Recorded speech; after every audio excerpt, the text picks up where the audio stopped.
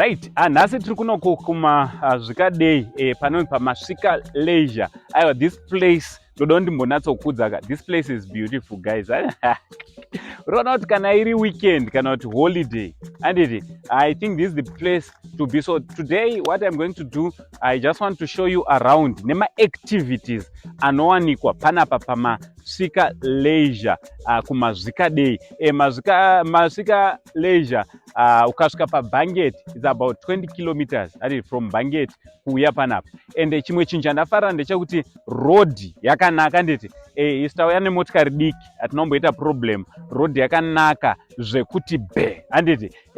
So listen, if you are new to this YouTube channel, I kindly ask you to subscribe, turn on your notification bell so that every time we upload a video you'll be notified. Also, don't forget to follow us on our Facebook page, pakanzi Saint TV, IG account yedu Saint TV official.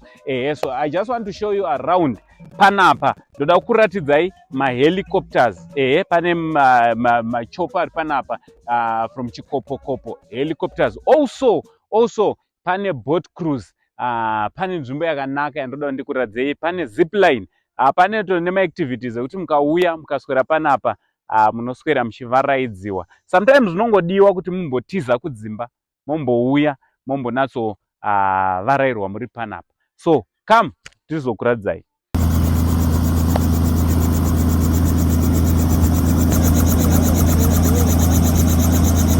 Aiwa, kutaurirwawo nyimwa mbare dzekumusana. Tasvika paMasvika leisure, takasvika kugamuchirwa zvakanakisisa nestaff yepo. Takava nomufaro unotonzwa kuti panapa ndauya kumba kwangu chaiko. Zvadaro ini ndakabva ndati regai nditasve chikopokopo helicopters. Ndapinda muhelicopter iyi ndakava nenguva yakanaka tichiona mvura tiri pamusoro nekuona zvakanga zvichiitika pasi tiri pamusoro. Chandinonyanyofarira pachikopokopo ichi chekutanga ndechekuti chiri safe, uye kwandiri hachisi kekutanga kukwira chikopokopo chikopokopo helicopters.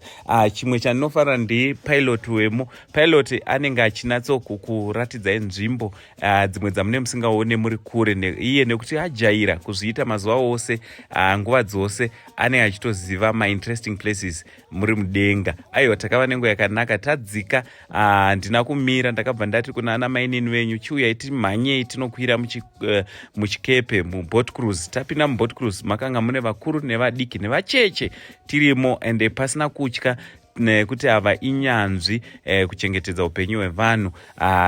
Takava nenguva yakanaka tikatenderera mumvura, chikepe chifamba zvainwisa mvura. Pedzezvo tina kumira vana mainini venyu ndikavati handei